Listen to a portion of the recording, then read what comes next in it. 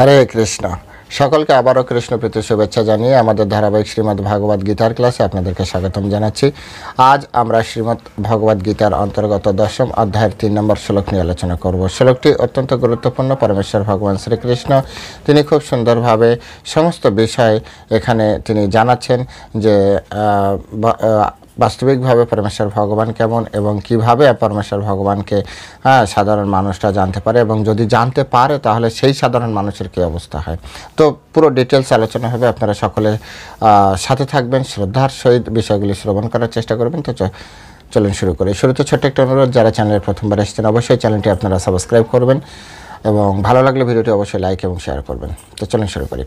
নম ওম বিষ্ণুপাদায় কৃষ্ণ পৃষ্ঠায় ভূতলে শ্রীমতী ভক্তিবেদান্ত স্বামিনীতি নামিনে নমস্তে সারস্বতী দেবী গৌরবাণী প্রচারিণে নির্বিশেষ শূন্যবাদী পাশ্চাত্য দেশতারিণে বাঞ্ছা কল্পতরুর্ভশ্চ কৃপা সিন্ধু ব্যবচ পতিতানাং পাবনেভ্যো বৈষ্ণবেভ্যো নমো নমঃ। জয় অনন্ত কোটি বৈষ্ণব বৃন্দ কি জয়, শিল প্রভুপাদ কি জয়, নিতাই গৌর সীতানাথ প্রীতি প্রেমানন্দে হরি বল। হরে কৃষ্ণ। ওম নমো ভগবতে বাসুদেবায়। ওম নমো ভগবতে বাসুদেবায়। ওম নমো ভগবতে বাসুদেবায়।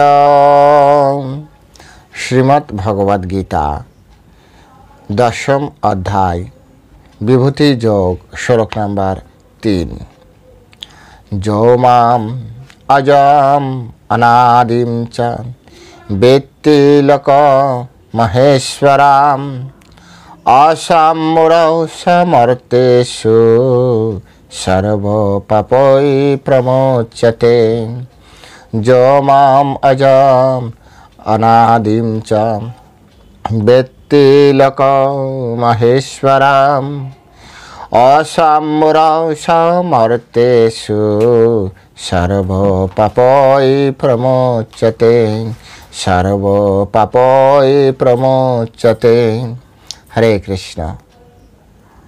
এখন আমরা এই সংস্কৃত শ্লোকের শিল প্রভুপাদ কর্তৃক যে বাংলা ভাষানুবাদ, সেই ভাষানুবাদে আমরা শ্রবণ করব। অনুবাদ: যিনি আমাকে জন্মরহিত, অনাদি ও সমস্ত গ্রহলোকের মহেশ্বর বলে জানেন, তিনি কেবল মানুষদের মধ্যে মহাশূন্য হয়ে সমস্ত পাপ থেকে মুক্ত হন। আমি আরেকবার পড়ছি।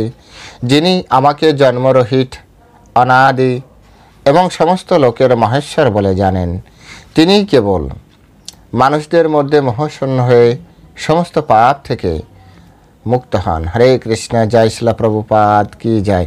এখন আমরা শিল প্রভুপাদ কর্তৃক এই সংস্কৃত শ্লোকের উপরে যে তাৎপর্য দেওয়া হয়েছে, সাথে সাথে বলদেব বিদ্যাভূষণ এবং বিশ্বনাথ চক্রবর্তী ঠাকুর যে তাৎপর্য প্রদান করেছেন, সেই তাৎপর্যের আলোকে, অর্থাৎ 3 জনের তাৎপর্যের আলোকে আমরা এই শ্লোকটি হৃদয়ঙ্গম করার চেষ্টা করব, বোঝার চেষ্টা করব যে কিভাবে এই শ্লোকটি আমাদের ব্যক্তিগত জীবনে প্রয়োগের মাধ্যমে আমরা পরমেশ্বর ভগবানকে জানতে পারি, সর্বপাপ থেকে মুক্ত হতে পারি এবং এই জগৎ থেকে আমরা অন্তিমে কৃষ্ণের কাছে ফিরে যেতে পারি। তো চলুন শুরু করি। এখানে প্রথমে পরমেশ্বর ভগবান খুব সুন্দরভাবে বলছেন, যো মাম অজম অনাদিম। অজম, পরমেশ্বর ভগবান নিজেকে প্রকাশ করছেন, দেখুন কত সুন্দরভাবে। যো মাম অজম অনাদিম। অজম মানে হচ্ছে জন্মরহিত। পরমেশ্বর ভগবানের জন্ম হয় না। এই যে আমাদের যে প্রতি বছর যে জন্মাষ্টমী নামে যে তিথি, অষ্টমী তিথিটি পালন করা হয়, অ্যাকচুয়ালি এটা আবির্ভাব অষ্টমী হওয়া উচিত। কিন্তু জন্মাষ্টমী শব্দটি পরমেশ্বর ভগবান এখানে স্বীকার করছেন না। জন্ম শব্দটি পরমেশ্বর ভগবান স্বীকার করছেন না। এটা আবির্ভাব তিথি। শুভ এই যে অষ্টমী তিথিটা ভগবানের আবির্ভাব তিথি। ভগবান আবির্ভূত হন, ভগবান অবতরিত হন, অর্থাৎ ভগবান উপরে ছিলেন, উপর থেকে নিচে নামাটাকে বলা হয় অবতরণ। তো এই হিসেবে ভগবানের আবির্ভাব তিথি বলা যেতে পারে, অবতরণ তিথি বলা যেতে পারে। যাই বলো, ভগবান জন্ম শব্দটি ঠিক গ্রহণ করতে চাইছেন না। এর আগেও পরমেশ্বর ভগবান চতুর্থ অধ্যায়ের 6 নম্বর শ্লোকে পরমেশ্বর ভগবান বললেন, অজ অপিশন অব্যয় আত্মা ভূতানম ঈশ্বরম ওপিশন প্রকৃতিম সম অধিষ্ঠায় সম্ভব আমি আত্ম মায়া। অর্থাৎ এখানেও তিনি পরমেশ্বর ভগবান বলছেন আমি জন্মরহিত। পরমেশ্বর ভগবান অ্যাকচুয়ালি জন্মরহিত। এখানেও পরমেশ্বর ভগবান বলছেন, এর আগে কত নম্বর চতুর্থ অধ্যায় 6 নম্বরে পরমেশ্বর ভগবান আগেই জানিয়ে দিয়েছেন আমি জন্মরহিত। দশম অধ্যায়ে এসে তিনি আবার বলছেন 3 নম্বর শ্লোকে যে আমি অজম, আমাকে অজ বলে জানো, আমাকে জন্মরহিত বলে জানো। তাহলে পরমেশ্বর ভগবানকে সাধারণ মানুষের মতো জন্ম শব্দটি ব্যবহার করা অথবা সাধারণ মানুষের মতো এই জন্ম আর কর্মের দৃষ্টান্ত দিয়ে তাকে দর্শন করা, এটি আমাদের সবথেকে বড় ভুল হয়। যখনই আমরা কৃষ্ণকে সাধারণ মানুষের মতো করে চিন্তা করি তখনই কৃষ্ণ সম্পর্কে আমরা যা যা ক্যালকুলেশন করি সমস্ত ক্যালকুলেশন ভুল রূপে প্রতিপন্ন হয়। কারণ পরমেশ্বর ভগবান প্রিন্সিপাল দিচ্ছেন যে যমম অজম অনাদিম, অর্থাৎ আমি অজ এবং অনাদি। আর আমরা কি ভাবছি? আমরা ভাবছি কৃষ্ণ তো জন্মগ্রহণ করেছে, বসুদেব দেবকীর গর্ভে বসুদেবের পুত্ররূপে তিনি কংসের কারাগারে জন্মগ্রহণ করেছে। হ্যাঁ, আমরা ইতিহাসে তাই পড়েছি। তাহলে কিভাবে আমরা মানব যে কৃষ্ণ জন্ম হয়নি? আর জন্ম না হলে কৃষ্ণ কিভাবে এরকম হলো? তো এর পিছনে একটাই কারণ যে আমরা মানুষের অ্যাঙ্গেল থেকে কৃষ্ণকে ভাবছি, আর কৃষ্ণ নিজেকে প্রতিষ্ঠিত করতে চাইছে হ্যাঁ তিনি পরমেশ্বর ভগবান রূপে। দুজনের দুটি অ্যাঙ্গেল, একটু ভালো করে বোঝার চেষ্টা করবেন। দুজনের দুটি অ্যাঙ্গেল। আমাদের দৃষ্টিতে আমরা কি ভাবছি? আমাদের দৃষ্টিতে কৃষ্ণ সাধারণ মানুষের মতো সব কিছু, আর কৃষ্ণ ভগবদ্গীতার মাধ্যমে প্রকাশ করছে যে আমি সাধারণ মানুষের শেপ নিয়ে এসেছি, তার মানে যে অবয়ব যেটাকে বলা হয় হ্যাঁ মানুষের মতো দেখতে আর কি, কিন্তু তার জন্ম তার কর্ম সব কিছু কিন্তু মানুষের নিয়মের বাইরে। সুতরাং এই দুটি জায়গা যতক্ষণ না পর্যন্ত একজন মানুষ ভালো করে না বুঝতে পারবে ততক্ষণ পর্যন্ত পরমেশ্বর ভগবান সম্পর্কে জানা কোনোভাবেই সম্ভব নয়। যদিও পূর্ণরূপে জানতে পারিনি এটা পরমেশ্বর ভগবান এর আগের শ্লোকে অর্থাৎ 2 নম্বর শ্লোকে, যারা শোনেননি এই চ্যানেল রয়েছে, আপলোড করা রয়েছে, আপনারা দশম অধ্যায়ে যান, প্লেলিস্টে যে দশম অধ্যায়ে যে আপনারা 2 নম্বর শ্লোকটি দেখে নেবেন। সেখানে পরমেশ্বর ভগবান স্পষ্ট করে বলছেন নমে বিদুষুর গণা, কোনো দেবতারাও আমাকে জানতে পারে না, প্রভাবম না মহর্ষয়, আমার উৎপত্তি সম্পর্কে মহর্ষিরা সম্পর্কে জানতে পারে না। তো পরমেশ্বর ভগবান অলরেডি আগে বলেছেন, এবং সেখানেও পরমেশ্বর ভগবান বলেছেন কেন জানতে পারে না, বলছে অহম আদির হি, পরমেশ্বর ভগবান হচ্ছে আদি, তিনি হচ্ছেন সকলের আদি। হ্যাঁ, এখানেও পরমেশ্বর ভগবান সেই শব্দ ব্যবহার করেছে, আদি শব্দটা রেখেছে, অজ শব্দটা যোগ করেছে। পরমেশ্বর ভগবান হচ্ছেন, তিনি বলছেন মাম অজম, আমাদেরকে উৎসাহিত করছেন যে তিনি আমাদেরকে এই রূপে জানাতে চান যে তোমরা আমাকে জানো জন্মরহিত হিসেবে। তাহলে দেবকীর গর্ভে কে এসেছিল? কিভাবে হলো এই ঘটনাটি? তো চতুর্থ অধ্যায় 6 নম্বরে কিন্তু পরমেশ্বর ভগবান তার একটা সুন্দর সলিউশন দিয়েছেন, সম্ভব আমি আত্মমায়া, অর্থাৎ আমি আত্মমায়া, অর্থাৎ তার যে যোগমায়ার দ্বারা তিনি আত্ম মানে নিজের, মায়া মানে যোগমায়া, পরমেশ্বর ভগবানের সমস্ত কাজ যোগমায়া দ্বারা কার্যক্রম করেন। এবং মহামায়া আরেকটি মায়া, যে মায়া দ্বারা তিনি জড়জগৎকে সব কিছু তার পরমেশ্বর ভগবানেরই সেবা করেন ওরা। তো যোগমায়ার দ্বারা পরমেশ্বর ভগবান যে দেবকী মায়ের যে প্রেগনেন্সি সিমটম সেটি তিনি রক্ষা করেন। তারপরে দেবকী মা বা বসুদেব যাতে বুঝতে পারে তার সন্তান, সেই হিসেবে তাদের যে মানসিক অবস্থা, ভিতরে যে মানসিক অবস্থা সেই অবস্থা তিনি নিয়ন্ত্রণ করেন এই মায়ার দ্বারা। বলবেন যে ভগবান কি হৃদয়ের ভিতরে ঢুকতে পারবে, বা মায়া কি হৃদয়ের ভিতরে ঢুকতে পারবে? হ্যাঁ, ভগবান বলেছেন, ভগবদ্গীতায় বলেছেন ভগবান হৃদয়ের ভিতরে যে কারো আপনার যে তামসিক যে মনোভাব, সেই মনোভাব ডিলিট করে দিতে পারে। কৃষ্ণ চাইলে স্মৃতি থেকে তামসিক ভাব ডিলিট করে দিতে পারে। কৃষ্ণ অনন্ত শক্তি সম্পন্ন। তাই পরমেশ্বর ভগবান কি করছেন এখানে, যে তিনি সব কিছু মায়ার দ্বারা সব কিছু তৈরি করে তিনি চতুর্ভুজ বিষ্ণু রূপে, দেখবেন যে অনেক পিকচার এরকম আপনারা দেখেছেন যে চতুর্ভুজ বিষ্ণু দাঁড়িয়ে আছে, তার পাশে একটি ছোট শিশু, অর্থাৎ চতুর্ভুজ বিষ্ণু রূপে পরমেশ্বর ভগবান প্রথমে এসে বলছে আমি তোমাদের সন্তান হব। দেবকী এবং বসুদেব তখন যোগমায়া থেকে, যেহেতু কৃষ্ণ চলে এসছে তাই যোগমায়া থেকে সম্পূর্ণভাবে কাজ করছে না, যেহেতু কথোপকথন হবে, এখন যোগমায়া কাজ করলে কথোপকথন হবে না, তো সেই জন্য যোগমায়া কিছুটা সাইডে রয়েছে, বলছে তুমি এত বড় ভগবান, কিভাবে মানুষ জানবে যে তুমি আমার সন্তান, তোমাকে ছোট হতে হবে। তো ছোট হয়ে গেল। বসুদেব বলছে তোমার তো 4টা হাত, সবাই জানবে কি করে যে তুমি ওর ভগবান, মানুষের কি 4টা হাত হয়? ভগবান দুটি হাত সংযত করলেন, নিজের ভিতরে লুকিয়ে নিলেন। ছোট একটি শিশু হলো এবং সদ্যজাত ঠিক সেরকম শিশু, যেমন একটা গর্ভের থেকে সদ্যজাত শিশু যখনই দেবকীর কোলে নিলেন, দেবকী আর কৃষ্ণর মাঝখানে যোগমায়া পর্দা হয়ে গেল। সাথে সাথে দেবকী ভাবছেন যে এটি আমার সন্তান। এর আগে যে কৃষ্ণের সাথে কথা হয়েছে, বিষ্ণুর সাথে কথা হয়েছে, বিলকুল ভুলে গেলেন। কৃষ্ণ নিজে এটি ভুলিয়ে দিয়েছেন। কেন ভুলিয়ে দিয়েছেন? কারণ কৃষ্ণ তো বাৎসল্য রস, সেটা আস্বাদন করতে হবে। ওরা যদি জানতে পারে এক্ষুনি যে ভগবান, তাহলে তো সেই রূপে করবে না। সুতরাং এটি এই জন্য বলা হয়, কিছু কিছু বিষয় আছে না, যে আপনি না বুঝতে চাইলে বোঝানো সম্ভব না, তাই তো সেটাকে লীলা নামে, লীলাকরণ, এই লীলা শব্দটি ব্যবহার করা হয়। যেখানে কিছু কিছু জায়গায় না জড়জাগতিক হিসাব মিলবে না। কারণ জড়জাগতিক যে ক্যালকুলেটর, যে ক্যালকুলেশন করার ক্ষমতা, যে আমাদের যে ব্রেন ক্যাপাসিটি বা আমাদের যে দর্শন শক্তি, এগুলি সাফিসিয়েন্ট নয় কৃষ্ণ তত্ত্ব জানার জন্য। তাই স্মৃতি মানে প্রমাণের উপরে আমাদের নির্ভর করতে হয়। পরমেশ্বর ভগবান এখানে নিজে বলছেন, যো মাম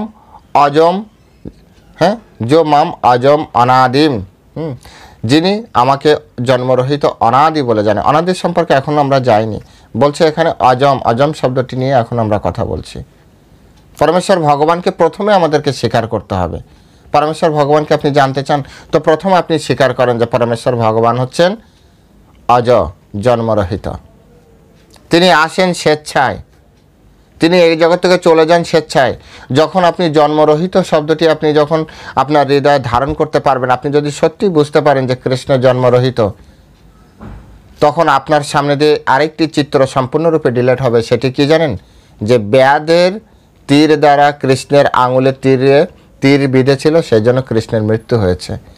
যেখানে বড় বড় ব্রহ্মাস্ত্র, যা বড় বড় অস্ত্র, বড় বড় অসুর, বড় বড় কত বড় বড় শক্তিশালী বীরেরা, তার কিছুই করতে পারে না। সেখানে সামান্য একটি ব্যাধ একটা তীর মারলো, তাও আবার আঙুলে লাগলো, আর পরমেশ্বর ভগবান মৃত্যুবরণ করলো।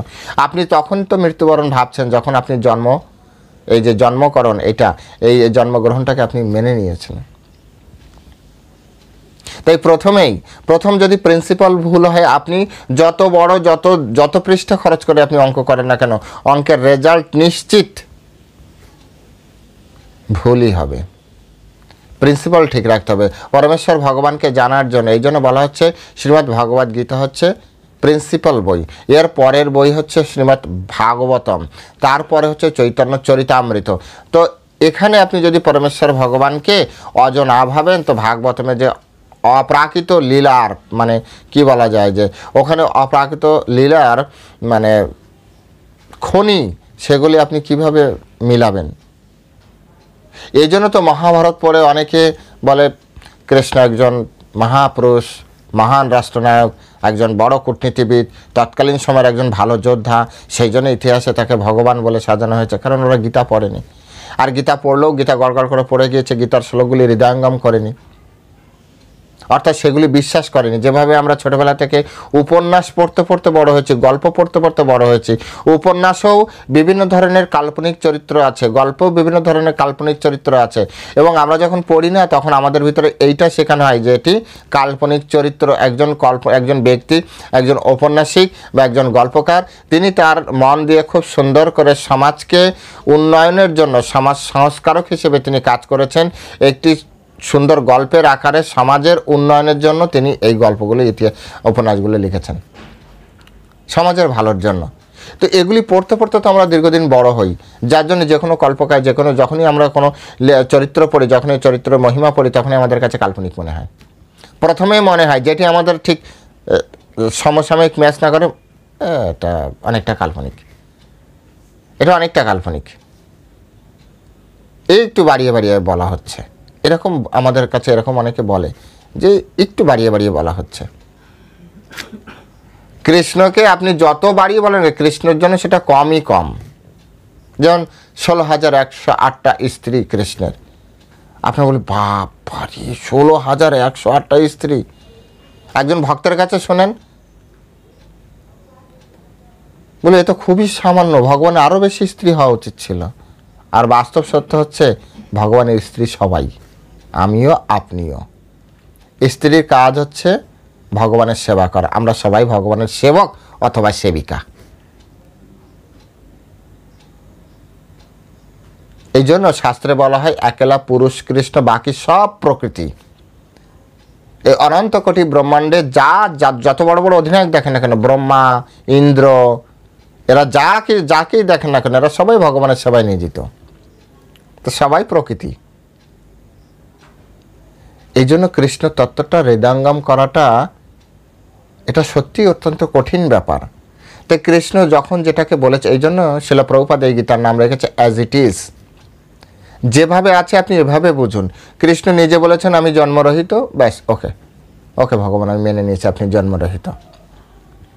না, কিভাবে হয় জন্মরহিত? এইভাবে কি কেউ জন্মগ্রহণ করতে পারে মর্তলোকে? হ্যাঁ, যদি ওনার জন্মরহিত হয়ই, তাহলে মা বাবার দরকার ছিল কি? ডাইরেক্ট আসতে পারতো। হ্যাঁ, এসছে তো। মৎস্য অবতারে ভগবানের মা বাবা লাগেনি, কুর্ম অবতারে ভগবানের মা বাবা লাগেনি, বরাহ অবতারে ভগবানের মা বাবা লাগেনি, নৃসিংহ ভগবান রূপে এসছে, মা বাবা লাগেনি। ভগবান চাইলে মা বাবা গ্রহণ করতে পারে, না চাইলে নাও পারে। কারণ এই সমগ্র বিশ্ব ব্রহ্মাণ্ড তা ওনার সৃষ্টি এবং ওনার ইচ্ছায় সব কিছু নিয়ন্ত্রিত হচ্ছে। এই যে দেবকী বসুদেব, হ্যাঁ, এনারা পৃষ্ণি সুতাপা নামে সত্যযুগে অনেক কঠোর তপস্যা করেছিল এবং কৃষ্ণের মতো সন্তান চেয়েছিল। কৃষ্ণ বলছে আমার মতো সন্তান আর কিভাবে হবে তোমার? এখন উপায় আছে একটাই, আমাকেই তোমার সন্তান হতে হবে। ওনার বললেন তা জানি না, কিন্তু তোমার মতো সন্তান চাই। বলে ঠিক আছে, তাই হবে। তো ভগবান তার ভক্তের মন রক্ষা করার জন্য ওনাদের ঘরে সন্তান রূপে এসেছিলেন। সেই ভগবান যে নিজে আশীর্বাদ দিয়ে নিজে সন্তান হয়ে নিজে সেই রস আস্বাদন করেন, এই তত্ত্বগুলো জানতে হবে। তো এই জন্য পরমেশ্বর ভগবানকে ভক্তের কাছ থেকে আমাদের শুনতে হবে। তিনি বলছেন যোমাম অজম, তারপর বলছে অনাদিম। কৃষ্ণ হচ্ছে অনাদি। এর আগের শ্লোকেও বলেছে, 2 নম্বরও একই কথা বলেছে। পরমেশ্বর ভগবান হচ্ছে অনাদি, অহম আদির্হি, আমি সবার আদি। যেমন আমার আদি আমার পিতা, আমার পিতার আদি আমার ঠাকুরদা, ঠাকুরদার আদি হচ্ছে তার বাবা, তার বাবা, তার বাবা, এইভাবে আদি। ভগবান বলছে আমি হচ্ছে অনাদি। আমরা আদি আছি কিন্তু অনাদি। ব্রহ্মার মুখ থেকে যদি আপনি শোনেন, ব্রহ্মা বলছে অনাদির আদি গোবিন্দ সর্বকারণ কারণম। অনাদি, এ তো বলছে সকলের আদি, আদির পরে যায় অনাদি। হ্যাঁ, আদিটাও কিছু হয়তো বা টাইম ডিউরেশন আপনি চাইলেও কিছু দিতে পারবেন। আদিকাল থেকে আসছে। হ্যাঁ, আদিকাল থেকে আসছে। আদিকাল মানে কতদিন ধরে আসছে তার কোনো। তো আদির থেকে বেশি হচ্ছে অনাদি। ব্রহ্মা সেটাকে নিয়ে আরও বাড়ালেন, কি বললেন? আদির পরে অনাদি, আর অনাদিরও আদি হচ্ছে এই কৃষ্ণ। অনাদির আদি গোবিন্দ সর্বকারণ কারণম। পরমেশ্বর ভগবান হচ্ছে সকলেরই আদি, যার পরে আর কিচ্ছু নেই। অনেকে আবার অনেক চালাক ব্যক্তি আছে যারা অনেক সময় ভিডিও শুনছেন যে কৃষ্ণকে কে সৃষ্টি করেছে? যে কৃষ্ণকে সৃষ্টি করেছে সেই হচ্ছে ভগবান। বলুন তাকে কে সৃষ্টি করেছে? তাকে যে সৃষ্টি করেছে মূল সেই হচ্ছে ভগবান। ভগবানকে কেউ সৃষ্টি করে না। বিষয়টা কি বুঝতে পেরেছেন? মূল যিনি সৃষ্টিকর্তা তিনি কৃষ্ণ নামে এই জগতে পরিচিত, আর ওনাকে কেউ সৃষ্টি করেনি। যদি কেউ ওনাকে সৃষ্টি করতো তাহলে তিনিই হচ্ছেন প্রকৃত সৃষ্টিকর্তা। আপনাকে একটা না একটা জায়গায় তো মানতে হবে যে কেউ না কেউ একজন পিছন, একেবারে লাস্ট পয়েন্টে একজন আছে, তারপরে আর কিছু নেই, তার পেছনে আর কিছু নেই, তার ব্যাকগ্রাউন্ড আর কিছু নেই।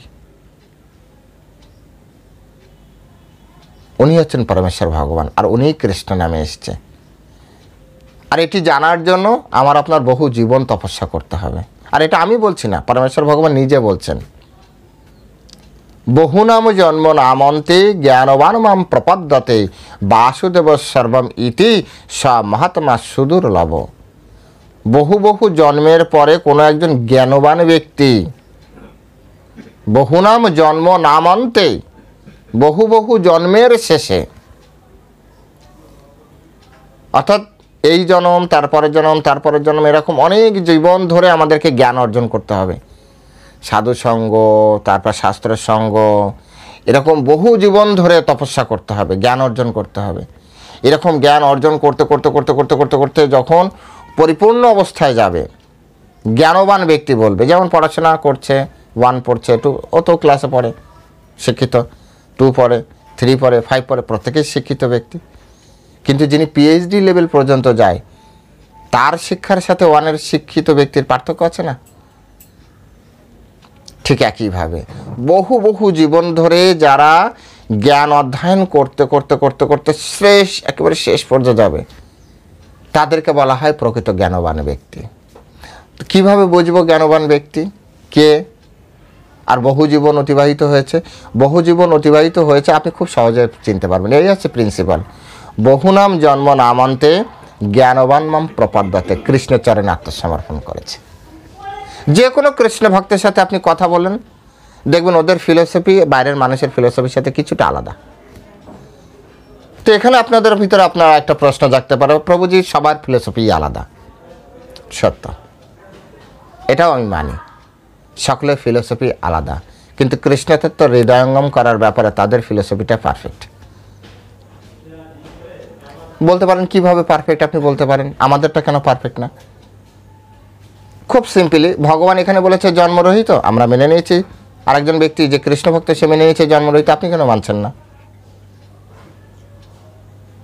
কৃষ্ণ এখানে বলেছে আমি অনাদির আদি, কৃষ্ণ ভক্ত মেনে নিয়েছে, কিন্তু সাধারণ মানুষ মানতে পারছে না অনাদি। যুক্তিতে ঠিক মিলছে না, ওই যুক্তিটা মিলছে না, ওটাই হচ্ছে কারণ। ওই যুক্তিটা মেলানোর জন্য আপনাকে আরও অনেক জীবন ধরে তপস্যা করতে হবে, কারণ যুক্তিতে তো আপনি এখনো পারফেক্ট হননি। ক্যালকুলেশন শিখতে শিখতে শিখতে শিখতে অতটা পারফেক্ট হয়নি। দেখবেন কিছু কিছু আমাদের এখানে আছে, কিছু মুদি দোকান আছে, আমি জানি না ওনারা কতটা শিক্ষিত, মনে হয় তো অতটা না, কিন্তু যখন ক্যালকুলেটরে হিসাব করে না, এরকম এরকম করে, এরকম এরকম, বড় বড় বড় বড় অফিসের কম্পিউটার স্পেশালিস্ট অত জোরে ইয়ে করতে পারে না। আসবেন মায়াপুরে, 2-1টা দোকানে আছে এরকম, একেবারে cat cat cat cat cat cat করে শব্দ করে ভিড়ের ভিতরে। আমি অবাক হয়ে যাই, এটা কিভাবে হলো? দীর্ঘদিন ধরে ওই একই কাজ করছে, প্রত্যেকটা মানে ও ব্রেনের সাথে, আঙুলের সাথে, আর মানে পুরো ডিভাইসের প্রত্যেকটা বাটনের সাথে তার রিলেশন তৈরি হয়ে গিয়েছে। ঠিক একইভাবে আপনি আমি পারবো না এরকম, আমি তো পারবো না, আমাদের আপনি যারা শুনছেন অনেকে পারবেন না। ঠিক একইভাবে একই প্রসেস, সব কিছু বোঝার জন্য একটা সময় চাই, আর তার জন্য জ্ঞান চাই। আর তাই তো কৃষ্ণ বললেন বহু নাম জন্ম নামন্তে জ্ঞানবান মাম প্রপদ্যতে। যে কৃষ্ণের চরণে আত্মসমর্পণ করেছে, আপনি মেনে নিন সে বহু বহু জন্ম ধরে জ্ঞান তপস্যা করেছে এবং সে জ্ঞানবান ব্যক্তি। তার একটা লক্ষণ কি? আরেকটা লক্ষণ, সেই শুধু জানতে পারে বাসুদেব সর্বম ইতি, অর্থাৎ বাসুদেবের পরে আর কেউ নেই। ওখানে তিনি ব্যবহার করেছেন বাসুদেব সর্বম ইতি, আর এখানে তিনি ব্যবহার করেছেন যোমম অজম অনাদিম, আমি অনাদি, আর ওখানে বলা হচ্ছে ইতি, সেম মিনিং করা শব্দ। তাই কৃষ্ণ হচ্ছে অনাদির আদি গোবিন্দ। ব্রহ্মসংহিতায় ব্রহ্মা বলছে কি? অনাদির আদি গোবিন্দ। ব্রহ্মার কথা মিলে যাচ্ছে, কৃষ্ণ নিজে 2বার করে বলছেন, তাহলে আমাদের আর বিশ্বাস করতে অসুবিধা কোথায়? বিশ্বাস করতে অসুবিধা কোথায় আমাদের? এই বিশ্বাস করাটাই হচ্ছে ভক্ত, কৃষ্ণ ভক্ত। আর এটুকুর জন্য দরকার কি? বহু বহু জন্ম লেগে যায়, বহু বহু জন্ম লেগে যায়, তবে আমরা যে কৃষ্ণ তত্ত্ব হৃদয়ঙ্গম করতে পারি। সেজন্য চেষ্টা করতে হবে কৃষ্ণ তত্ত্ব হৃদয়ঙ্গম করার। তো বলছে যোমম অজম অনাদিম চ ব্যক্তি লোকম মহেশ্বরম। এই যে লোকম মহেশ্বরম, লোক মানে হচ্ছে এই সমস্ত গ্রহলোকের লোকম, সমস্ত গ্রহলোক। শুধু আমাদের এই সপ্তদ্বীপা পৃথিবী নয় বা চতুর্দশ ভুবন নয়, এই ব্রহ্মাণ্ড নয়, অনন্ত কোটি ব্রহ্মাণ্ড আমরা কিন্তু এই ব্রহ্মাণ্ডের বাইরে দেখতে পারি না। এটা কিন্তু মাথায় রাখতে হবে, এটা শুধু শাস্ত্রেই প্রমাণ। শাস্ত্র প্রমাণে জানতে হবে যে এই ব্রহ্মাণ্ডের বাইরে অনন্ত কোটি ব্রহ্মাণ্ড আছে। এটা যদি আপনি গর্গ সংহিতা পড়েন, গর্গ সংহিতা স্পষ্ট করে বর্ণন করা আছে। আমাদের দেবতারাও জানে না, আমাদের দেবতারা অনেক নক্ষত্র তারামণ্ডলী এগুলো জানে, কিন্তু এই ব্রহ্মাণ্ডের বাইরে যে আরও অনেক ব্রহ্মাণ্ড আছে সেগুলি তারা জানতো না। তো সবার জ্ঞান কিছুটা সময় কিছুটা ব্রড হলেও কিছুটা লিমিটেশন আছে। যারা প্রত্যক্ষ তত্ত্ব মানে দর্শন করতে পারে তাদের জ্ঞানই শুধুমাত্র বৃহৎ।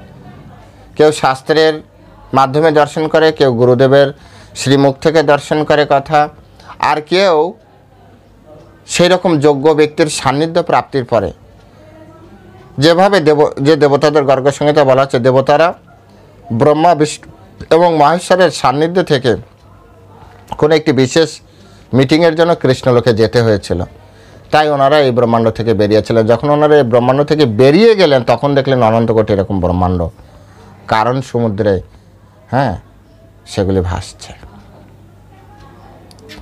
সুতরাং এগুলি নির্ভর করছে ব্যক্তি বিশেষের বুদ্ধিমত্তার উপর। আমাদেরও অতটা যোগ্যতা নেই যে আমরা এই ব্রহ্মাণ্ডের বাইরে যে ব্রহ্মাণ্ডকে দেখি। আমাদেরকে শাস্ত্রের উপরে পূর্ণ বিশ্বাস রেখে, কারণ গর্গমণি মিথ্যা বলবেন না, বেদব্যাসজি মিথ্যা বলবেন না, বাল্মীকিজি মিথ্যা বলবেন না, এরা মিথ্যা বলার মতো লোক নয়, কারণ এরা তো পলিটিক্যাল পার্সন নয়, আমার আপনার মতো সাধারণ নয়। সুতরাং এরা যা বলেছে সব সত্য বলেছে, সব কিছু সত্য বলেছে। আপনি বলবেন আমি মানি না, আমার কিছু করার নেই, আমি মানি। এই জগতে আমি অনেক কিছু মানি যে আপনি মানেন না, আপনি অনেক কিছু মানেন যে আমি মানি না, আমরা এটা মানি। এটাই হচ্ছে বুঝতে হবে। তো বলছে এই যে লোকম মহেশ্বরম, এই অনন্ত কোটি ব্রহ্মাণ্ডের সমস্ত ব্রহ্মাণ্ডের একমাত্র মালিক হচ্ছেন পরমেশ্বর ভগবান, মহেশ্বর বলে জানতে হবে। মহেশ্বর, দেখুন এখানে ভগবান নিজেকে মহেশ্বর বলেছেন। মহেশ্বর, আমরা জানি মহেশ্বর মানে তো শিব, অনেকে জানেন না মহেশ্বর মানে শিব, কিন্তু পরমেশ্বর ভগবান দেখুন নিজেকে মহেশ্বর বলেছে। কারণ কৃষ্ণই মাঝে মাঝে কোনো কার্যক্রমের জন্য তাই উনি মহেশ্বর হন। আর এখানে মহেশ্বরের আবার আলাদা মিনিং, তিনি হন বিদায় এখানে মহেশ্বর বলেননি। এটা হচ্ছে মহান ঈশ্বর, মহেশ্বর। ঈশ্বরঃ পরমকৃষ্ণঃ সচ্চিদানন্দ বিগ্রহঃ, ঈশ্বরঃ পরমঃ। এই জগতে অনেক ঈশ্বর আছে। ঈশ্বর মানে হচ্ছেন পরিচালক, নিয়ন্ত্রক। যার কাছে নিয়ন্ত্রণ ক্ষমতা আছে তিনি ঈশ্বর, তার রাজাকে ঈশ্বর বলা হয় শব্দগতভাবে। বলবেন না প্রভু রাজাকে ঈশ্বর ভাবেন, ভগবদ্গীতা ভগবান বলেছেন 18 অধ্যায়ে আপনি যাবেন ক্ষত্রিয় সম্পর্কে প্রকাশ করতে, যে তিনি ক্ষত্রিয়ের গুণ বলতে, যে তিনি বলছেন ঈশ্বর ভাবশ্চ, মানে নিয়ন্ত্রণ ক্ষমতা, ঈশ্বরের মতো ভাব থাকবে ক্ষত্রিয়দের, প্রজাকে নিয়ন্ত্রণ করার মতো ক্ষমতা, যেটা নিয়ন্ত্রক ক্ষমতা। একইভাবে আপনার গৃহে আপনি স্বামী, তো আপনার স্ত্রী, আপনার পুত্র, আপনার কন্যা, তাদেরকে আপনি নিয়ন্ত্রণ করছেন, তাই শাব্দিক অর্থে আপনি ওই গৃহের ঈশ্বর। একটা দেশের রাজা দেশের ঈশ্বর, ঠিক তেমনি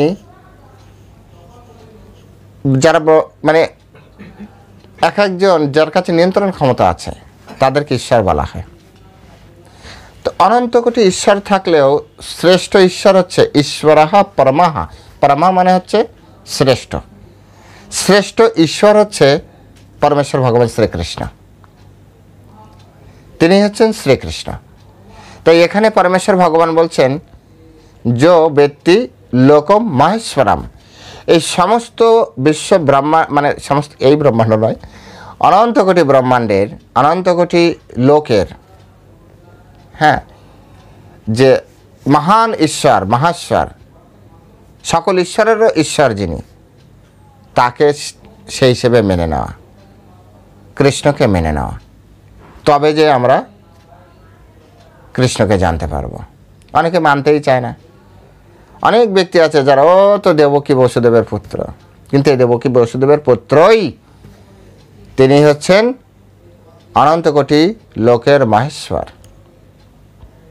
তিনি দ্বারকাধীশ নন, তিনি মথুরাধীশ নন, তিনি হচ্ছেন মহেশ্বর, লোকম মহেশ্বরাম। এখানে শুধু বলেননি, এর আরও এক জায়গায় বলেছেন। সেখানে বলেছেন যে সমস্ত যজ্ঞ ও তপস্যার ভক্তরূপে পরমেশ্বরকে মানা, সর্বলোকের ঈশ্বর হিসেবে তাকে মানা এবং সমস্ত জীবের প্রকৃত বন্ধুরূপে তাকে মানলে এই জীবনে সুখ প্রাপ্তি হয়।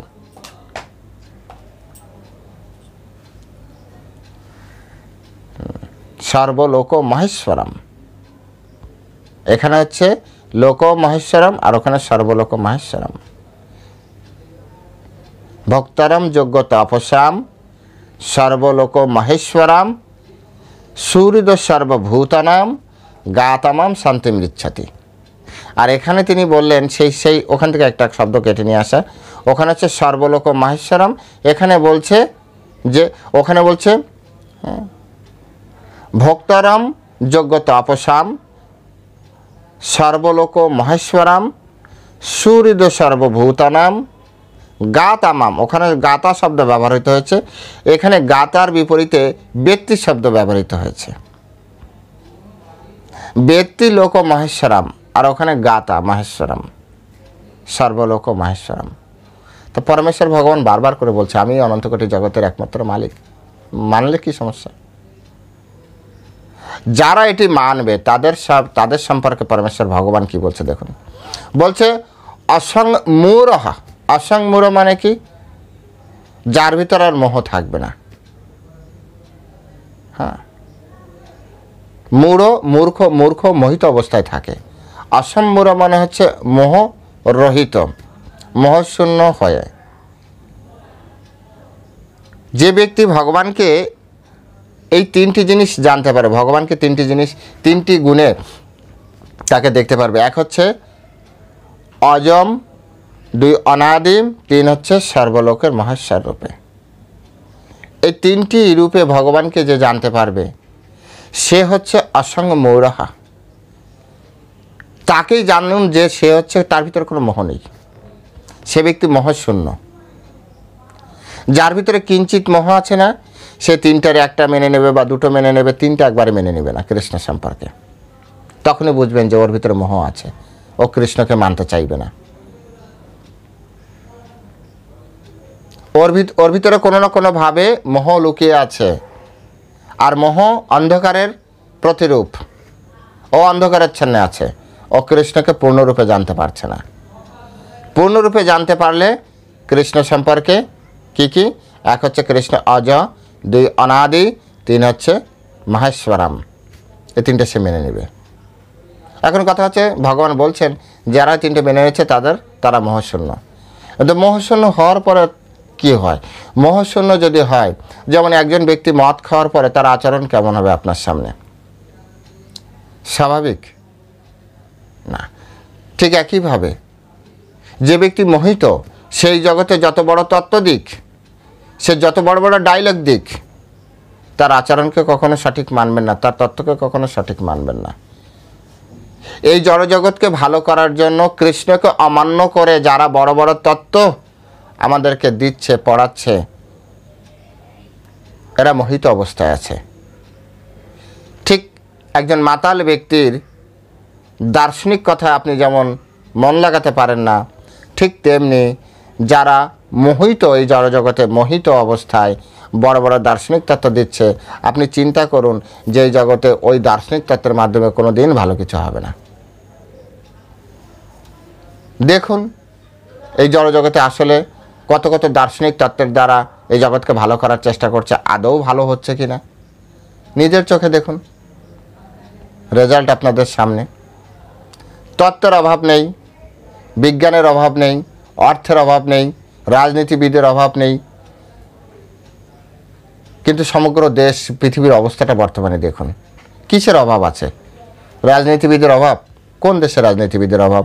এমন একটা দেশ দেখান যে দেশে রাজনীতিবিদের অভাব আছে। প্রচুর পরিমাণে রয়েছে রাজনীতিবিদ, কেউ রুলিং পার্টি, কেউ হচ্ছে নন রুলিং পার্টিতে প্রচুর পরিমাণে রয়েছে, যারা সবাই মিলে দেশের ভালো চায়। এই জগতে অনেক দার্শনিক রয়েছে যারা বিভিন্ন সুন্দর সুন্দর মতামত প্রকাশ করছে দেশকে, পৃথিবীকে কীভাবে সুন্দর করা যাবে। কিন্তু আলটিমেট আমাদের অবস্থা দেখুন, দেখুন একবার আলটিমেট আমাদের অবস্থা কি হচ্ছে। ইউএন রয়েছে, জাতিসংঘ রয়েছে, যেখানে সারা পৃথিবীর লোক এক জায়গায় বসে বড় বড় নিয়ম করছে পৃথিবীকে কীভাবে সুন্দর করা যায়, কিন্তু আদৌ পৃথিবীর অবস্থা দেখুন। কারণ এই সকল ব্যক্তিরা যখন কৃষ্ণকে অমান্যতা দিয়ে, কৃষ্ণকে মানছে না, মানে হচ্ছে সে মূঢ় মোহিত অবস্থায় আছে, তার কথা কিভাবে ভালো হতে পারে। সেই জন্য উদাহরণটি এভাবে দিলাম যে যদি কেউ মদ খাওয়ার পরে মাতাল অবস্থায় যদি ভালো কিছুও বলে, দেখবেন সে তার ভালো কথাও কেউ গ্রহণ করে না, বুদ্ধিমান ব্যক্তি খারাপ কথাও গ্রহণ করে না, কারণ এ এখন স্বাভাবিক স্থিতিতে নেই। তো নিশ্চয় বুঝতে পেরেছেন যে এই হচ্ছে মূঢ়, আর মূঢ়ের বিপরীত হচ্ছে অসম্মূঢ়, অর্থাৎ মোহিত, মোহশূন্য অবস্থা। মোহশূন্য অবস্থা মানে স্বাভাবিক অবস্থায়, মাতলামি মদ খাওয়ার পরে যে মাতলামি, আর মোহশূন্য অবস্থা মানে স্বাভাবিক মানুষ।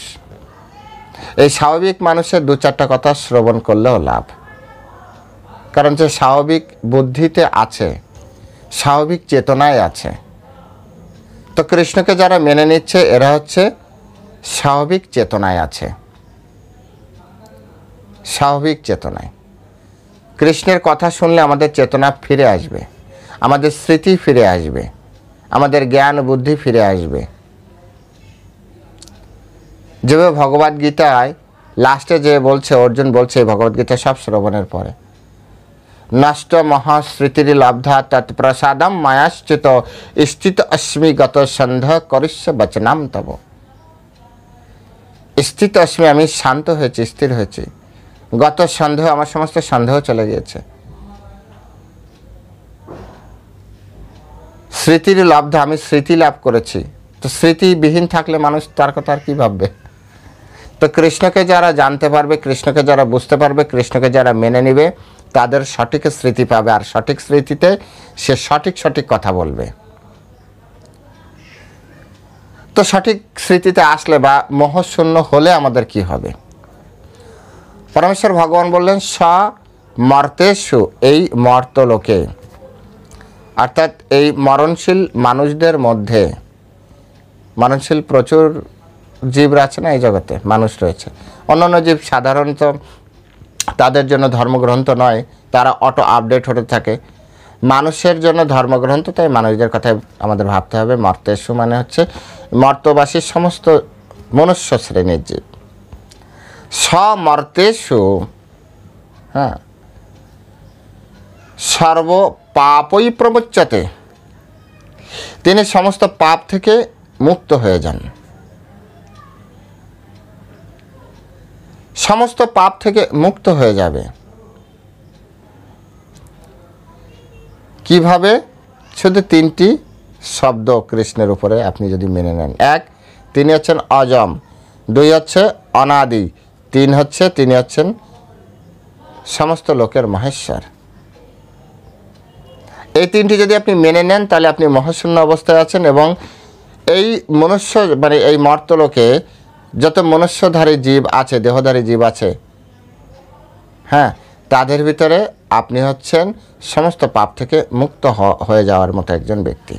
আপনার ভিতরে কোনো পাপ নেই। সর্ব পাপই প্রমুচ্যতে, তাই কৃষ্ণ ভক্ত সমস্ত পাপ থেকে মুক্ত হয়ে গিয়েছেন। হ্যাঁ, এরকম শুধুমাত্র ভগবানকে এটা মেনে নিলেই, হ্যাঁ সত্যি সত্যি মেনে নিতে হবে আপনাকে। মেনে নিলেই সমস্ত পাপ থেকে আপনি মুক্ত হতে পারবেন। বলুন তাহলে এই জড়জগতে এত এত আইন কানুন শৃঙ্খলা এগুলোর কি দরকার? শুধু কৃষ্ণকে মেনে নিলেই তো পাপ। কৃষ্ণকে যারা পূর্ণরূপে মেনে নিয়েছে তাদের দ্বারা আর পাপ কার্য হয় না, তখন আসলেই বাস্তবিকতা আইন কানুনের দরকার হয় না। ভগবদ গীতায় দেখুন 10ম অধ্যায় 3 নম্বর শ্লোকে ভগবান বলছেন শুধু কৃষ্ণকে আপনি এভাবে মেনে নিন এবং সমস্ত পাপ থেকে মুক্ত হয়ে যান। যদি এখান থেকে কেউ তাও না মানতে পারে, তারপরে তিনি 18 অধ্যায় শেষে যে শেষ উপদেশ, লাস্ট ইনস্ট্রাকশন, পরমেশ্বর ভগবান বলছেন সর্বধর্মান পরিত্যাজ্য মাম একম শরণম ব্রজ অহম তম সর্ব পাপেভ্য মোক্ষয়িষ্যামি মা শুচ। সমস্ত পাপ থেকে আমি তোমাকে মুক্ত করব, শুধুমাত্র তুমি সম্পূর্ণভাবে আমার শরণাগত হও। মাম একম শরণম ব্রজ, একমাত্র আমার চরণে আত্মসমর্পণ করো। তো আপনি কার চরণে, ধরুন আপনি ভীত, তো আপনি কার কাছে যাবেন? একজন বলবানের ব্যক্তির তো আশ্রয় যাবেন। আপনি ক্ষুধার্ত, তো কার কাছে যাবেন? যিনি আপনাকে খাওয়াতে পড়াতে পারবে তার কাছে যাবেন। তো তো কৃষ্ণ বলছে আপনার কোনো কিছু দরকার, আপনি কার কাছে যাবেন? যে আপনাকে দিতে পারে। কৃষ্ণ বলছে জগৎক্ষেমম বাহাম্যহম, আমি সব কিছু তোমাকে প্রদান করব। কৃষ্ণই সব কিছু। তাই কৃষ্ণ বলছেন সব কিছু ছেড়ে তুমি আমার চরণে আত্মসমর্পণ করো। ওই একটু দুকে ফসফস করে খাবে, তো ঠিক আছে আমি তোমাকে খাওয়াবো। তোমার ভয় আছে, তো আমি তোমাকে রক্ষা করব। যেখানে যা ধরেন আপনার ভিতরে আমার ভিতরে যত ধরনের নেগেটিভিটি আছে, কৃষ্ণ সব কিছু পজিটিভিটিতে রূপান্তর করবে। শুধুমাত্র একটা কাজ করুন, কৃষ্ণের চরণে আত্মসমর্পণ করুন। সর্বধর্মান পরিত্যাজ্য মাম একম শরণম ব্রজ, একম শরণম ব্রজ, কৃষ্ণের চরণে আত্মসমর্পণ।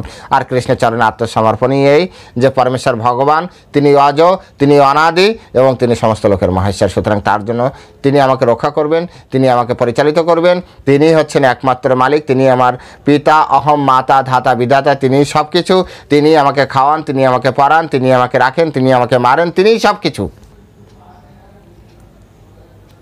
এই ভাব যেদিন আমার আপনার ভিতরে আসবে, সেদিন আমি আপনি সমস্ত পাপ থেকে মুক্ত হয়ে যাব। এটা আমার কথা না, কৃষ্ণ নিজে ভগবদ্গীতার 10ম অধ্যায়ের 3 নম্বর শ্লোকে বলছে। আমি আবার শ্লোকটি পড়ে আজকের মতো বিশ্রাম রাখছি, ভালো করে শুনবেন। যো মাম অজম অনাদিম চ বেত্তি লোক মহেশ্বরাম অসমূঢ়সমর্তেষু সর্বপাপৈ প্রমোচ্যতে, সর্বপাপৈ প্রমোচ্যতে। সমস্ত পাপ থেকে আমরা মুক্ত হয়ে যেতে পারবো। পরমেশ্বর ভগবানকে সুন্দরভাবে মেনে নিন। তা আজ এ পর্যন্তই। সকলে ভালো থাকবেন। যারা চ্যানেলে প্রথম এসেছেন অবশ্যই চ্যানেলটি সাবস্ক্রাইব করে রাখবেন। ভালো লাগলে ভিডিওটি আপনার বন্ধুবান্ধব আত্মীয় স্বজনের প্রত্যেকের কাছে ভিডিওগুলি শেয়ার করবেন। হরে কৃষ্ণ। জয় শিলা প্রভুপাদ কি জয়।